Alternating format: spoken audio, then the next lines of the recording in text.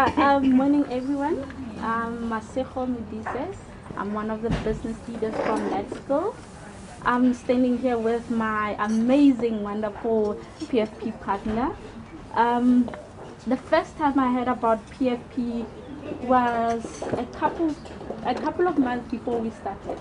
And it was from my managing director who said to me, Maseko, can you please go and do some research about what PFP is all about? And I was okay. I wasn't really sure what PFP really meant, but I guess she understood what PFP actually stands for. So I went to the internet and I researched. And the first thing I saw was a lot of pictures, beautiful pictures of learners, of teachers, principals, and it looked like they're really having fun working together. And I'm like, okay, I've always wanted to contribute positively to my community, but I didn't know what platform to actually use for it. I grew up in a rural area. I went to schools that you guys heard about just now. I was one of those learners that always wondered, will I ever have a better future because of my surroundings? My school had a lot of challenges. So I was that learner that, you know what, I wouldn't let my surroundings or my community define who I am. Yes, in a way, that defines me, but it doesn't really mean I will not be anything in life. So that, in a way, motivated me. I was like, you know what, I want to be one of those people in those pictures. I want to be one of those people that are contributing positively to our community. And that's the reason I joined PFP. So when we started, I was in a partnership with a principal from Munsieville Primary School, who unfortunately 6 months in our program decided to withdraw. Obviously, she mentioned that it was because of, personal reasons and her health. In a way, it was a blow for me, a negative blow. I was completely destroyed because I've already built the relationship with her. But I guess that was a blessing in disguise. A couple of days later, I met Judith, who is, let me tell you, the most amazing person I've ever met in my life. Her wisdom, her experience of life has actually helped me a lot. I'm one person that panics a lot if things are not going my way. And as my partner, she's always doing this. Calm down, Maseko. We will win. So thank you, Meg Judith. Maybe I haven't mentioned this to you, but I love you.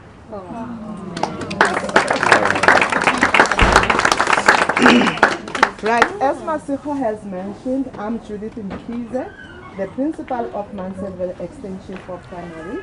The school is situated at Mohale City in Krugersdorp, next to Sterkfontein, a hospital.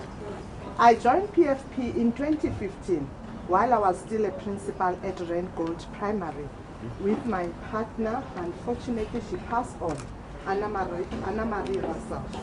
May her soul rest in peace.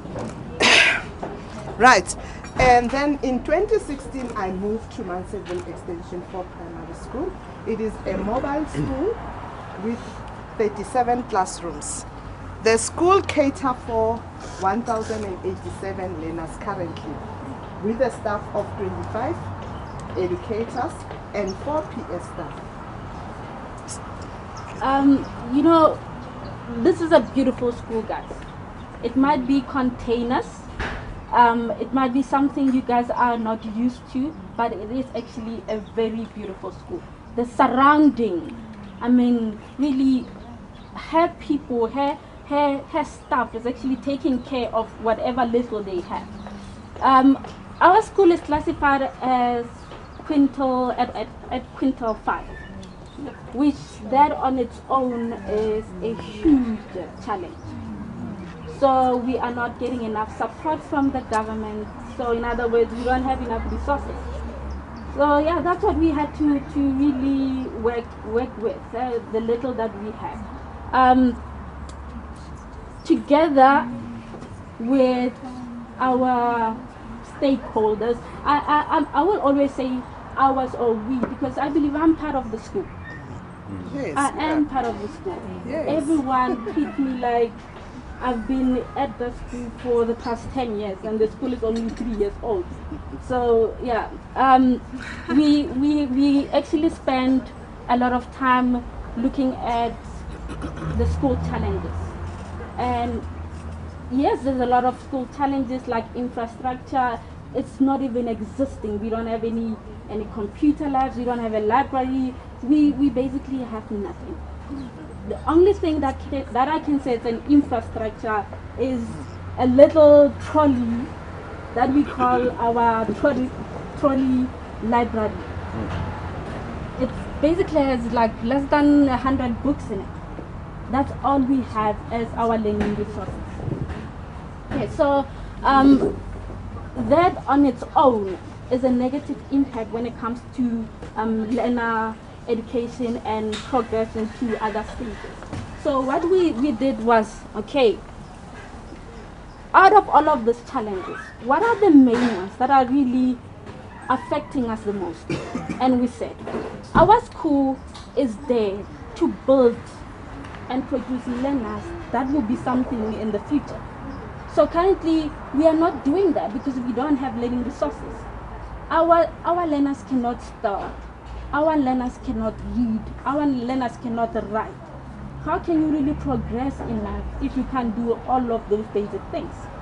We then said, okay, let that be our main focus. How about we build the learners? We make sure that we produce good quality learners that will obviously progress in life.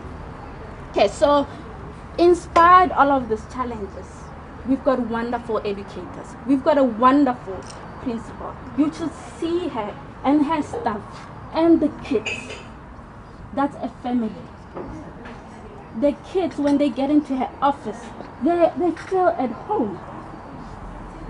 So that's something, the first time I witnessed that, I nearly cried, because she welcomes every single person with an open heart. And despite of the challenges that we have, what we did currently, we have organized workshops for educators to give them skills on how to impart the knowledge of spelling, reading and writing. And we have also contacted the Read Company to assist the school. Currently it's still on the process, hence we are still trying to accumulate funds, because the main focus with Read, they promise that if we purchase their books, they will be able to come and train the teachers, even to assist in terms of monitoring and support the reading of learners in our school. We also have our stakeholder, which is the HDP. It's a newly elected HDP this year. Then we decided that we shouldn't leave them aside. They should also be on the same boat with us. And then we decided to fall under and join School Governing Body Foundation, whereby they are able to train this school governing body to understand their roles and responsibilities alone. Okay, as part of that, remember we said we have a little trolley library. We then said, okay, how can we fully utilize this? That's the only thing that we have that can really help us to achieve our main goal, which is have learners that can really read, spell and write. So we said, okay, how about we establish reading clubs, which is something that we did together. We established reading clubs. We have a monitoring system that the educators are using to just keep track of everything. So every grade has to select a book every week, read, and obviously give feedback on that. So in a way, that's a way of improving those skills that we really want to make sure that they have at the end of the day. The journey has been wonderful for me. I'm not as old as other people. Younger than the other people. Yes. Are you boasting? when people meet someone as young as me, obviously they have a lot of questions. How can you be a business leader? And all those kind of questions. I'm like, you know what? It is happening for me at this age. I'm grateful. Okay, but with the little experience I have on leadership, on leadership and management, I'm grateful to have this person with me. She has helped me a lot as a leader in her school. She gave me a lot to look forward to in life. So she's always been guiding me, pushing me to to not even to even levels that I didn't think I could actually reach. So our future will not end here. Yes. We still have a lot to do. Our goal is not even, we're not even at 50% of reaching it. So that means we still need 5 more years, Anita, to make sure that our learners are actually at the level that we want them to be. Okay, so in terms of the program itself, oh my God. At first, it was overwhelming for me.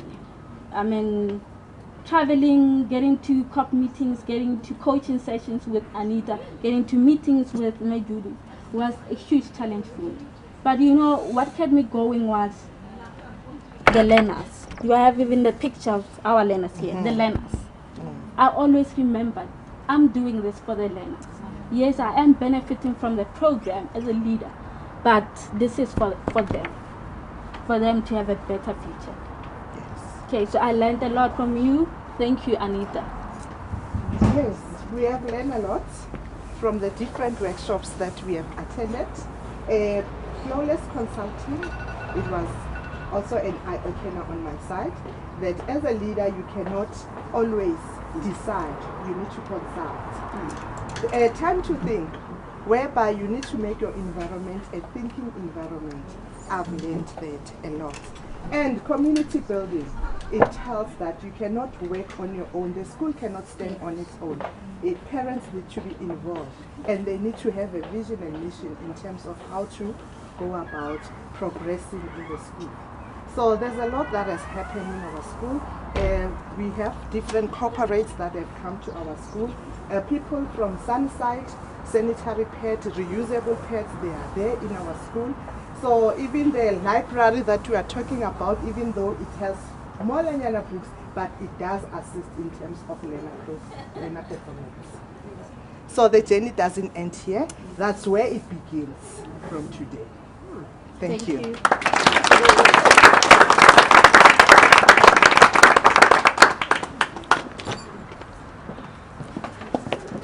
Thank you, Judith. Thank you, Ms. Nicole. So, I'd like to say something about this partnership as well. I can start with Judith, just in terms of, just for Judith to step in when Maseko's partner exited the program, and she did it so quickly and so graciously. When Dina came to me, because I'll introduce you to Dina just now. Dina was my supervisor, and I went to her, I said to her, I don't know what we're going to do. We just urgently need to find a partner for Maseko because the previous partner had left. And Dina said, I know just the right person, and she introduced Judith to us. And when Maseko and Judith met each other the first time, it was just like, looked like they fell in love with each other. It was so beautiful. And yeah, just going to Judith's school, the school is so tidy, the people that, the entire, I felt like it was like a community thing because we were welcomed so beautifully, all of us at the COP meeting by learners that came to our cars, that helped us carry things, and it reminded me a little bit of the first time I was at Yeovil Boys Primary with all the prefects and the head boy and just walking with us to the various places, handing us over to the next learner that's going to help us find our way to the venue we have to be. So it was just a very well run school and doing so much with the little that you have. I salute you, Judith. It's amazing.